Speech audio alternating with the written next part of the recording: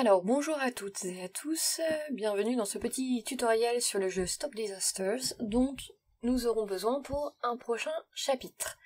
Alors je vais vous envoyer le lien dans Pronote, mais il y a de fortes chances que quand vous receviez le lien, vous arriviez sur la page en anglais, donc en fait il faut que vous cliquiez sur Translate en haut à droite et que vous choisissiez le drapeau français pour avoir le jeu en français, et vous cliquez sur Lancer le jeu. Alors vous allez avoir un petit écran de chargement comme celui-là,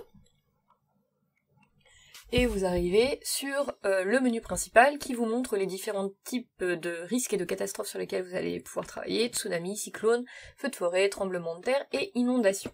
Vous avez à droite les objectifs du jeu, donc vous pouvez prendre le temps de les lire. Vous avez une barre sur la droite qui vous permet de descendre pour avoir l'intégralité des informations.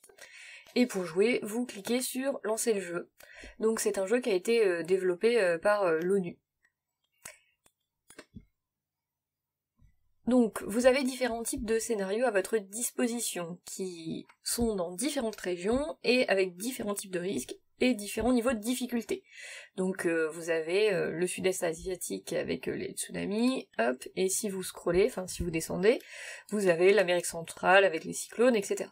Et pour chaque scénario, vous avez 3 niveaux de difficulté: facile, moyen et difficile.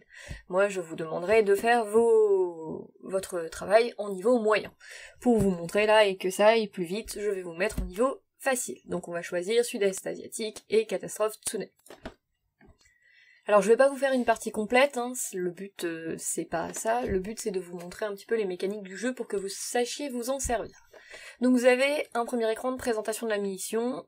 Alors bonjour, nous sommes dans un village d'une région côtière d'Asie. Ce village compte 135 habitants, qui vivent pour la plupart de la pêche et du tourisme. Vous devez protéger autant de personnes, de bâtiments et de moyens de subsistance que possible d'une menace de tsunami.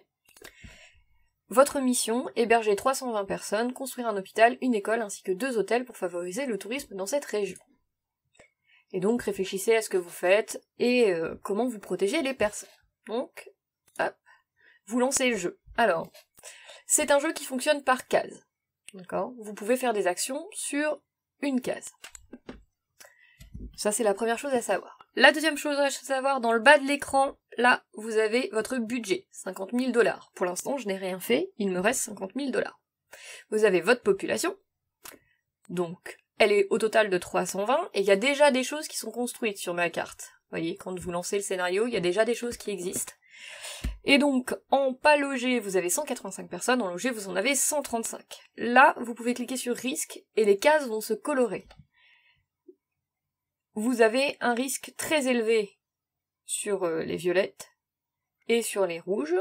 Vous avez un risque un peu moins important sur les oranges, moins important sur les verts. Ok ? Ça c'est bon.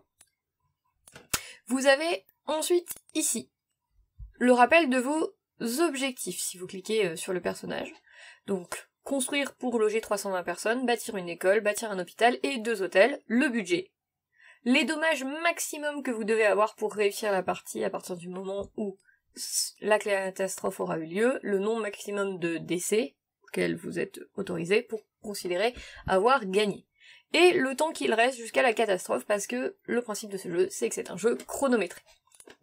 Alors, pour construire des choses, hop, vous cliquez sur la case.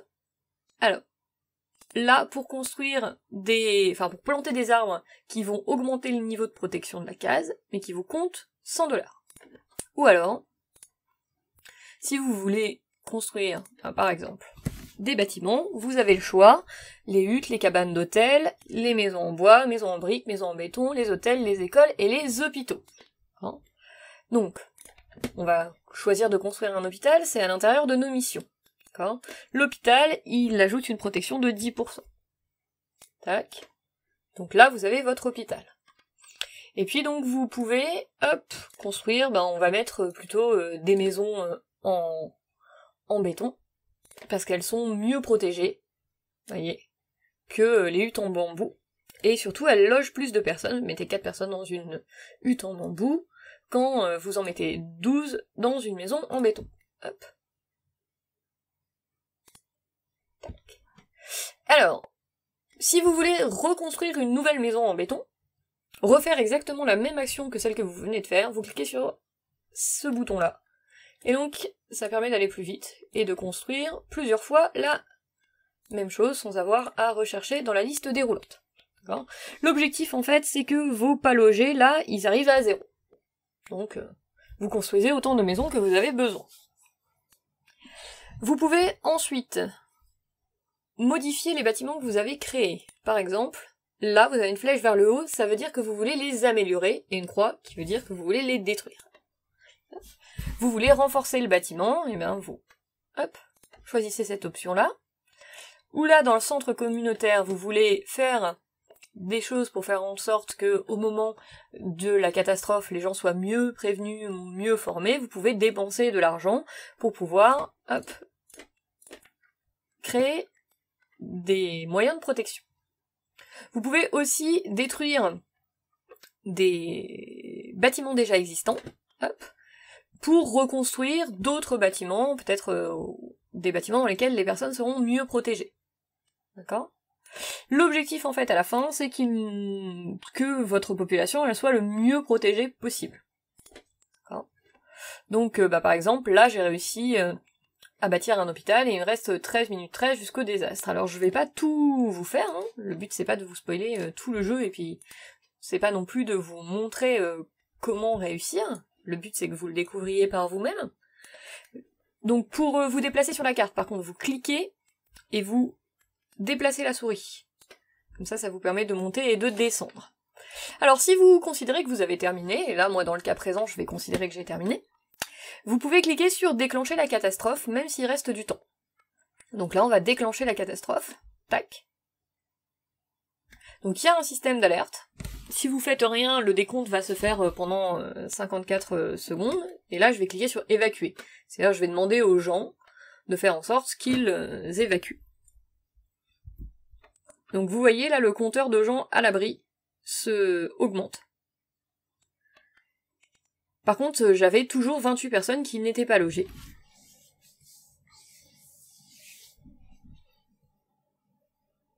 Alors en général ce petit temps est un petit peu long. Mais c'est là que vous voyez que il y avait des gens qui étaient ici et qui n'y sont plus, par contre il reste des gens à l'extérieur. Et là vous avez le risque qui est augmenté à 100%, enfin la probabilité de catastrophe qui est augmentée à 100%, et vous avez la vague qui arrive.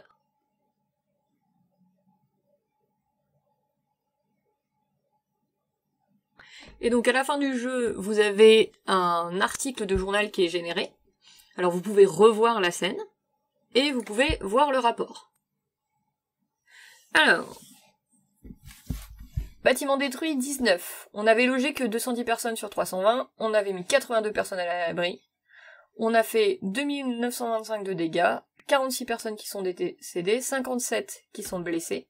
On n'avait pas construit l'école, on n'avait pas construit les hôtels qu'on nous avait demandé, et il nous restait beaucoup d'argent, ce qui fait un score final de 8, ce qui est pas terrible. Et donc la mission, il manque le E, c'est échoué, la mission est considérée comme échouée, et donc vous pouvez réessayer ou revenir au menu, ce qu'on va faire là, pour choisir un autre scénario et un autre niveau de difficulté quand vous aurez terminé. Je vous enverrai la procédure que vous aurez à mettre en place pour l'usage de ce jeu via Pronote.